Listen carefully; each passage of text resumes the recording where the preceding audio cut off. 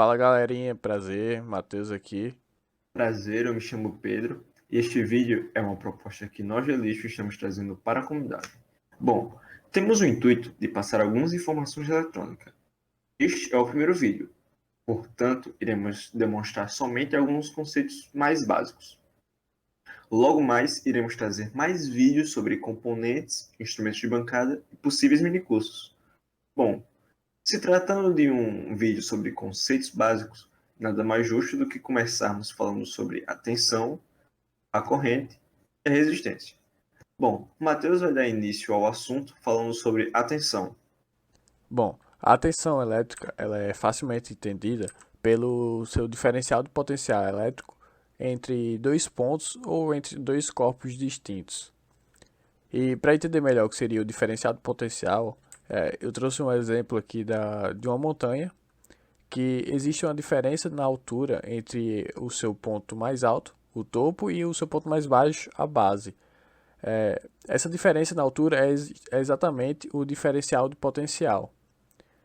E já no campo da eletrônica, o diferencial de potencial ocorre quando dois corpos ou dois pontos distintos possuem cargas elétricas de valores diferentes.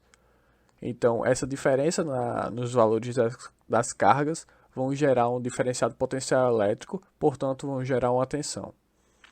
A tensão ela também pode ser entendida como uma quantidade de energia gerada para movimentar uma carga elétrica. E outra vez eu trouxe aqui outro exemplo para entender melhor. Então vamos supor que uma transportadora tenha que transportar uma carga até nossa residência. E então vai ser necessário uma quantidade de energia para que gere um movimento no caminhão que transporte a carga, que no caso não seria uma carga elétrica, seria o pacote, né? Então, levando para o lado da tensão, é basicamente a quantidade de energia elétrica que seria para movimentar a carga. Essa carga é o elétron. E essa energia que é gerada, ela é gerada por alguma coisa. Então, seria os geradores.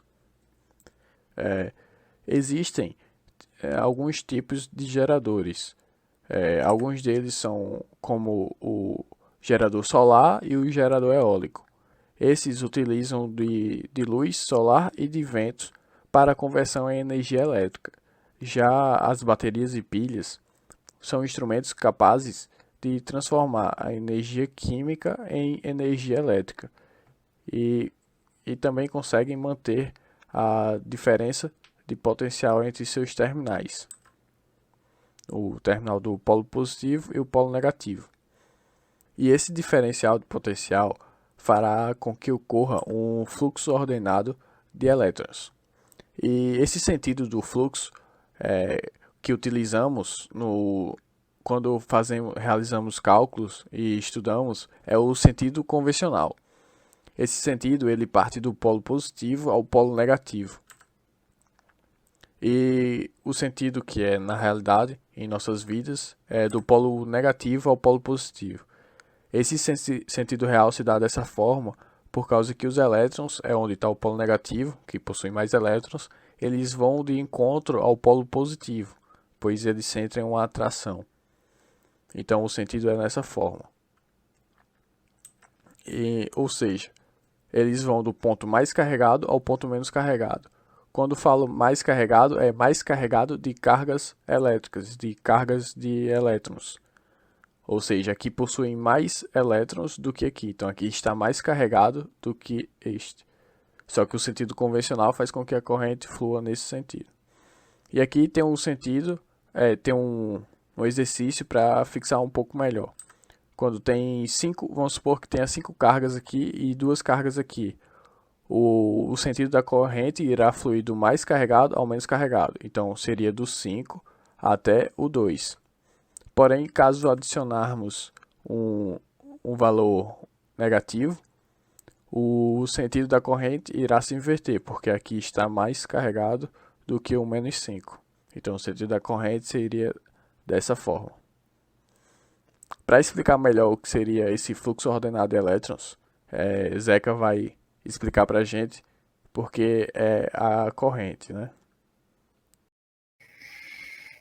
Sim, sim, como o Matheus falou, acabou de falar, o fluxo de carga é também chamado de corrente elétrica, isto é, um fluxo ordenado de elétrons que se organizam de forma orientada em condutores elétricos. A mesma diferença de potencial que descreve a tensão é responsável por estimular o movimento dos elétrons livres pelo condutor, desta maneira, gerando uma corrente elétrica. Podemos ainda dividir a corrente elétrica em dois tipos: corrente contínua, CC, que é quando o sentido da corrente no circuito ele é único, ele não varia, e CA, corrente alternada, que quando o sentido dessa corrente em um circuito é variável. Bom, diferente de pilhas e baterias que geram correntes elétricas do tipo contínuo, isto é, quando o sentido da corrente é único, as tomadas das residências possuem uma corrente elétrica do tipo alternada, ou seja, o sentido da corrente é variável. Neste tipo de corrente, o sentido de condução das cargas muda rapidamente, fazendo com que os elétrons oscilem em sentidos opostos periodicamente. Ela é largamente utilizada em motores elétricos e também é o tipo de energia empregada na transmissão de energia elétrica nas residências. Bom, finalizando corrente, entraremos agora em resistência. Comumente é pensado que a resistência elétrica é um isolante, porém não é bem desta maneira. A resistência ela é um condutor, já que dentro dela há a passagem da corrente elétrica. O seu diferencial é que nela o movimento dos elétrons acontece de forma desordenada, pois possuem muitos elétrons livres, acarretando em um tipo de congestionamento de elétrons. Neste congestionamento, há colisões de elétrons e átomos, fazendo com que a passagem se torne difícil, além de produzir calor. Bom, esse fenômeno de produção de calor na resistência é chamado de efeito Joule, que basicamente, ao submeter um condutor a uma corrente elétrica em um determinado tempo, o condutor dissipará uma certa quantidade de calor. Bom, a resistência ela também pode sofrer uma variação conforme a tensão ou a corrente ou a corrente elétrica de um condutor varia. Essa afirmação só se dá por causa dessa fórmula, que é a fórmula de lei de Ohm. A partir dela também podemos perceber que quando a resistência for constante e a gente aumentar a tensão, a corrente também irá ser aumentada. Ou caso a gente aumente a corrente, a tensão também irá aumentar. Bom, tendo em vista esses três conceitos que mostramos nesse vídeo, iremos fazer uma analogia que ajuda a fazer com que esses conceitos fixem na mente, que seria a analogia da caixa d'água. Basicamente, essa analogia faz referência ao funcionamento de uma caixa d'água junto com o sistema de circuitos, basicamente, onde elementos da caixa d'água são comparados a elementos de um circuito, por exemplo. Basicamente, funciona da seguinte maneira: a pressão ela é responsável por impulsionar um fluxo d'água e a torneira é responsável por controlar esse fluxo d'água, permitindo que mais água passe ou menos água passe. Levando isso para um circuito, a pressão faria o papel da tensão, o fluxo da água faria o papel da corrente e a torneira seria uma resistência. Tudo isso aconteceria em encanações, que seria basicamente um condutor.